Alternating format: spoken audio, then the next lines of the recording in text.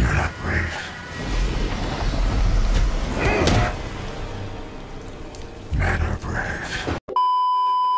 अगर मैं तुम लोगों को बोलूं कि तुम लोगों को जैक स्नाइडर के बैटमैन वर्सेस सुपरमैन से भी पहले वार्नर ब्रोस की तरफ से बैटमैन वर्सेस सुपरमैन देखने को मिलती तो तुम लोग शायद यकीन नहीं करोगे, लेकिन सच में बैटमैन वर्सेस सुपरमैन हमें 2004 में ही देखने को मिलने वाली थी। लेकिन वार्नर ब्रोस की किस्मत और तुम्हारी बदकिस्मती से हमें वो मूवी कभी देखने को नहीं मिली, क्योंकि स्टूडियो के हेड का कहना था वो मूवी बहुत डार्क थी। लेकिन वो मूवी हमें क्यों देखने को नहीं मिली और उस मूवी की स्टोरी क्या थी वो मैं तुम्हें इस वीडियो में बताने वाला हूँ। लेकिन उससे पहले मेरी एक रिक्वेस्ट है, एक्चुअली 2 लाइक और सब्सक्राइब। लेकिन बिना तुम्हारा टाइम वेस्ट करे, मेरा नाम है तनिष्क और तुम देख रहे हो सिनेक्रंच। तो 2004 की बैटमैन वर्सेस सुपरमैन को डायरेक्ट करने के लिए वार्नर ब्रोस की पहली पसंद थी एंड्रू केविन वॉकर्स और मूवी का नाम होने वाला था बैटमैन वर्सेस सुपरमैन असाइलम। लेकिन वार्नर ब्रोस ने बोला ज्यादा क्रिएटिव कंट्रोल मत दिखाओ, मूवी का नाम सिर्फ बैटमैन वर्सेस सुपरमैन रखो। और उसके बाद कास्टिंग टीम ने डिसाइड करा बैटमैन तो बस एक ही बंदा बनेगा, क्रिश्चियन बेल, और सुपरमैन की कास्टिंग में जूड लॉ का नाम निकल के आया। लेकिन मूवी की स्क्रिप्ट भी रेडी थी और मूवी का पोस्ट प्रोडक्शन भी स्टार्ट हो गया था, लेकिन मूवी को कभी शूट नहीं करा गया। लेकिन मूवी की शूटिंग इस वजह से स्टार्ट नहीं हुई थी क्योंकि एक भले पुरुष निकल के आए थे जिनका नाम था एलन हॉर्न, जिनका कहना था दोनों कैरेक्टर्स के अंदर पोटेंशियल है और दोनों को सेम मूवी ना देकर दोनों की सेपरेट मूवी निकाली जाए। और सभी क्रू मेंबर्स को ये बात माननी पड़ती है क्योंकि बंदा वार्नर ब्रोस का प्रेसिडेंट जो ठहरा।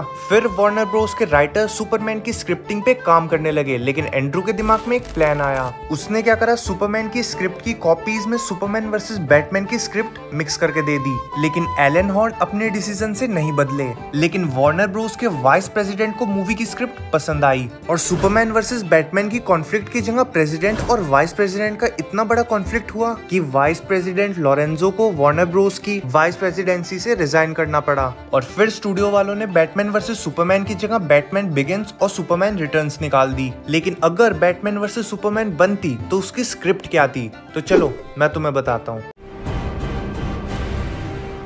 तो बैटमैन वर्सेस सुपरमैन की स्क्रिप्ट पूरे इंटरनेट पे फैली हुई है, लेकिन कोई भी इस स्क्रिप्ट की बात नहीं करता। तो मूवी स्टार्ट होती है बैटमैन से, जिसे रिटायर हुए 5 साल हो चुके हैं क्योंकि गॉथम में अब वॉर क्राइम्स नहीं होते। कमिश्नर गॉर्डन, एल्फ्रेड, रॉबिन और जोकर भी मर चुके हैं और बैटमैन अपने डिप्रेशन को कम करने के लिए शादी करने का डिसाइड करता है। वहीं दूसरी तरफ मेट्रोपोलिस में सुपरमैन लुइस से डिवोर्स ले रहा होता है, लेकिन बैटमैन की शादी होने के बाद जोकर बैटमैन की वाइफ को मार देता है। What? Bro, what are you talking about, man?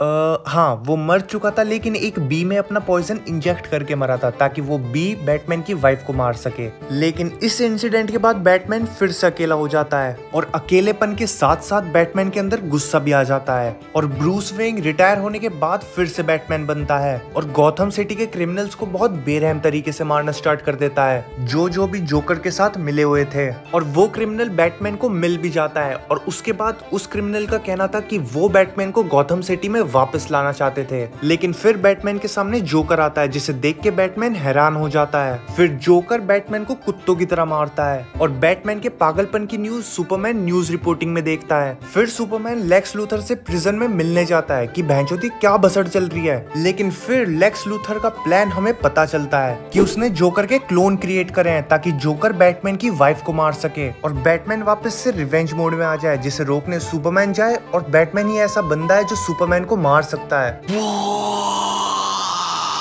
भाई लेक्स लूथर सच में हेट करता है सुपरमैन को। उसके बाद सेम ऐसा ही होता है, सुपरमैन बैटमैन को रोकने जाता है और बैटमैन क्रिप्टोनाइट आर्मर से रेडी होता है सुपरमैन से लड़ने के लिए और बैटमैन सुपरमैन को मारने ही वाला होता है तभी सुपरमैन जोकर को लाके खड़ा कर देता है कि भाई इसने करा है सब। फिर जोकर का क्लोन बैटमैन को सारी बात बताता है जिस वजह से बैटमैन रिग्रेट में चला जाता है और उसके बाद एंट्री होती है लेक्स लूथर की अपने वही ओजी आर्मर में।